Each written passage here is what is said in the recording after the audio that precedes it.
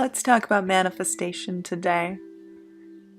And one of my favorite techniques, something that I personally do to manifest with success every single time. It is something so easy, so basic, so uncomplicated that you may not actually try it, but I guarantee you if you do, your life will change. And it will change for the better, and you will never look back. So my name is Veronica, and if you are new to my channel, welcome. I am someone who transformed their entire life with the use of the law of attraction, conscious manifesting. Manifestation is my greatest friend because it helped transform my life entirely. I was someone that used to work 3 jobs, that had a love life that was non-existent. Someone who was in pain every single day because I felt like such an utter failure. Now I work for myself. I have an amazing boyfriend, soon to be husband, who adores me. I get to set my own hours. I get to do my own thing. I get to travel the world. I get to have love, peace, harmony in every single day, every single moment. Now, had you looked at my life before, there would have been nothing to suggest that my life could have changed for the better. It was a conscious choice on my part to start doing techniques like I'm going to explain in this video, to start embracing this idea of conscious manifestation, and to take hold of my life and to deliberately change it for the better. I know you can do the same. Again, this is a technique that personally works for me, and it works for me on a day-to-day basis. It's how I continue to manifest the life of my dreams. So basically, this technique that I'm talking about is practicing mindfulness. Now, the reason why this is the single best thing that you can do to manifest is because it's so potent, it's so powerful, it's so easy. It's so gentle. The reason why gentle techniques work better is because they cause less resistance inside of you. Resistance is that feeling of the ego showing up and telling you, no, you can't have this. No, it isn't possible. The ego likes to bully you. It likes to keep you stuck in the lack of this world. We're having a human experience, and humans like to suffer. They like to be victims. The ego loves to be in this place. Resistance is the ego's best friend because it can latch on to you. Practicing mindfulness allows you to connect with your higher self. Your higher self is that creative force within you. It is called the universe. You can call it God, whatever you like. But the higher self is the one that knows that you are not just a body on this earth meant to suffer. The higher self knows that you are something much greater, divine, creative, abundant. And when you practice mindfulness, you basically challenge the ego voice in a very gentle level. You are sort of identifying your limiting beliefs.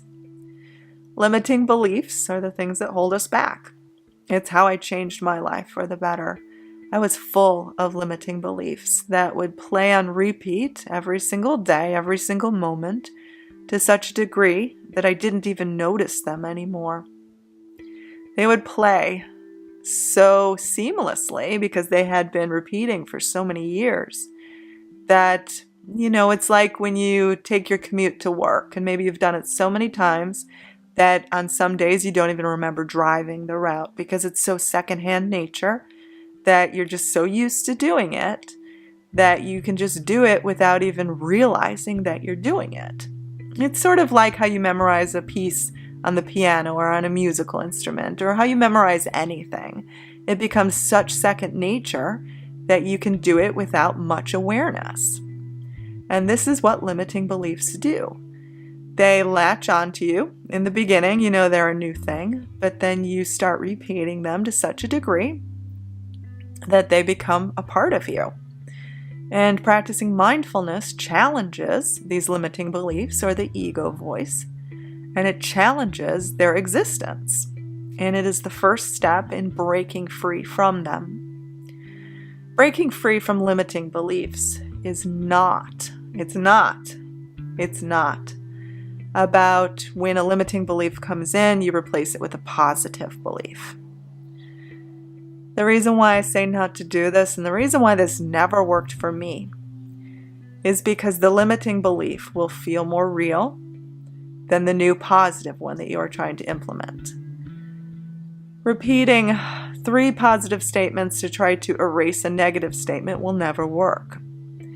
The only thing that will work is gently challenging the limiting belief, being aware of it, recognizing it. Again, this is what mindfulness is. You recognize it and you sort of realize that there can be an alternative. You don't chime in and replace it with a positive one. You just challenge it gently. You recognize it and you let it go away on its own. Because we are divine creative beings. We are abundance. So therefore the lack is a lie. So if you notice it, you notice it's a lie you've been telling yourself, then it has to go away on its own. It has to, because it's not who you are. Who you are at your default state is abundance. It's beauty. It's love. It's light. It's brilliance.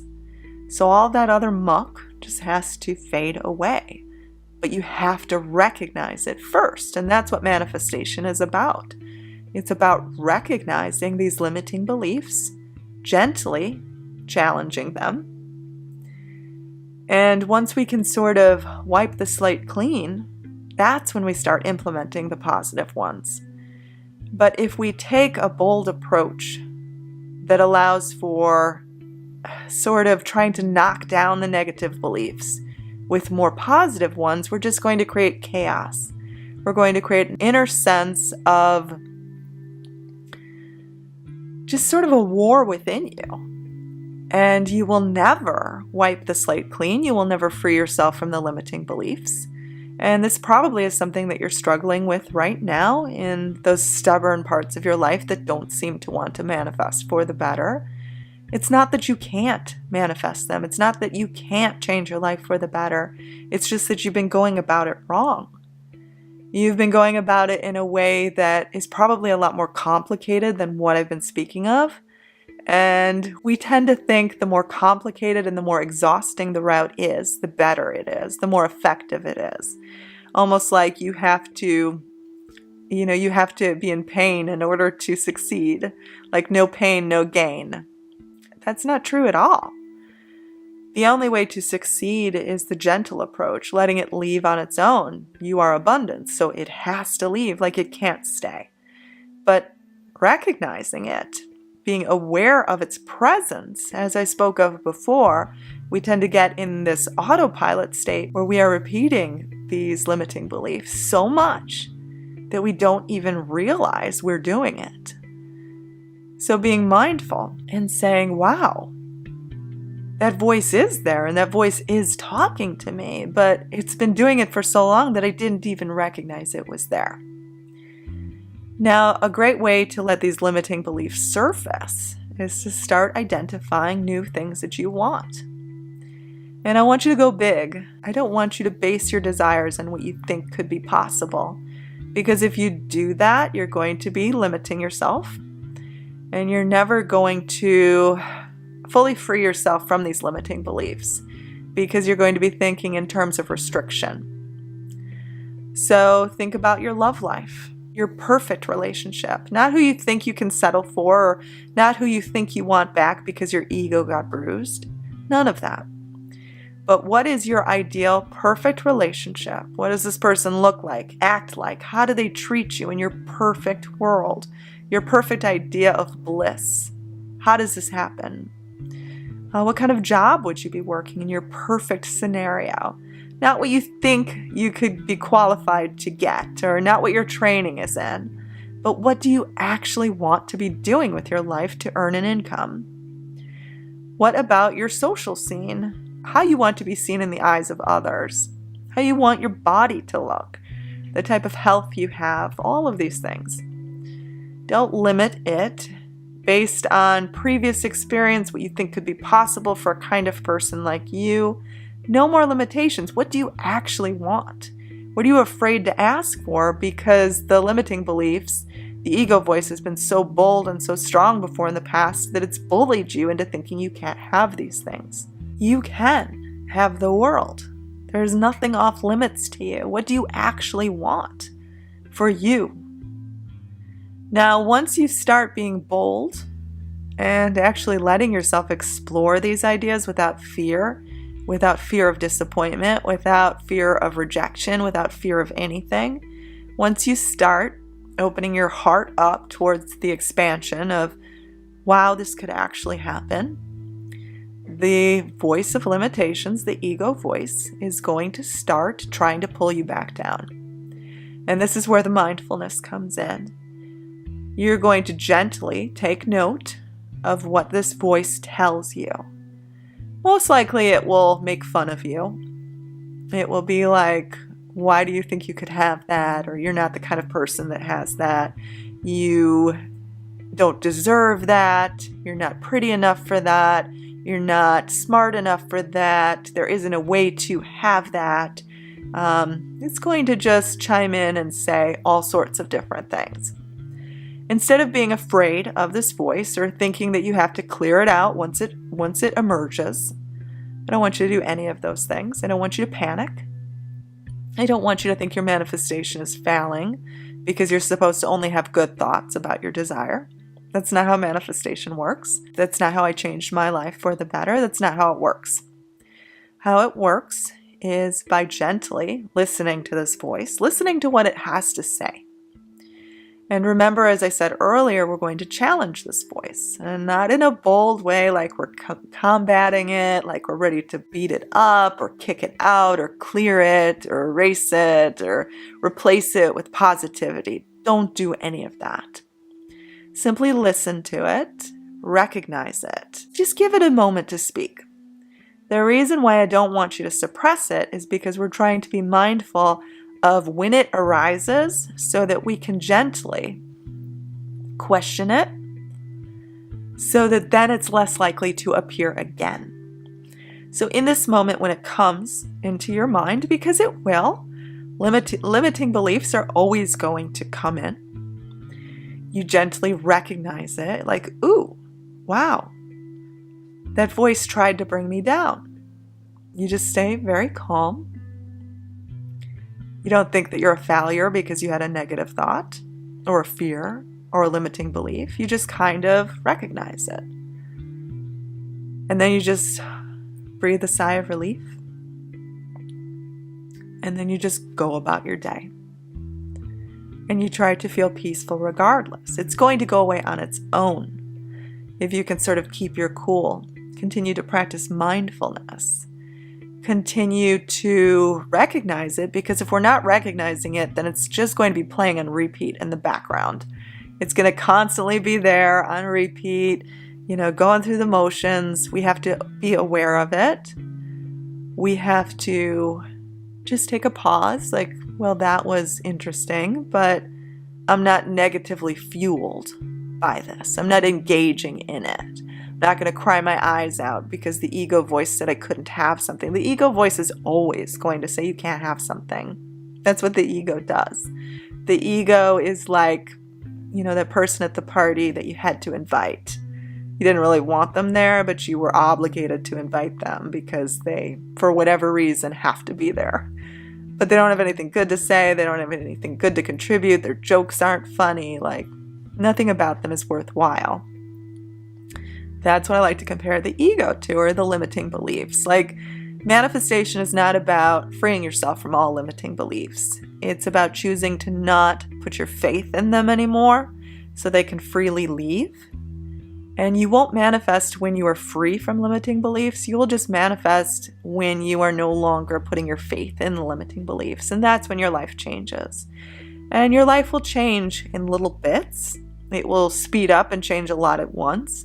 But it will change because you are no longer the same. You are no longer the same inside. You're different. So the life around you has to be different. It has to adapt to the new you, to the new set of beliefs, to the new expansion that you are creating in your mind. And it's really as simple as that. It's how I was able to transcend the awful life that I was living, the life of despair, the life of no opportunities, the life of suffering. You may be suffering right now, and I'm here to tell you that there's an answer. There is a way out. You are not destined to have the short end of the stick.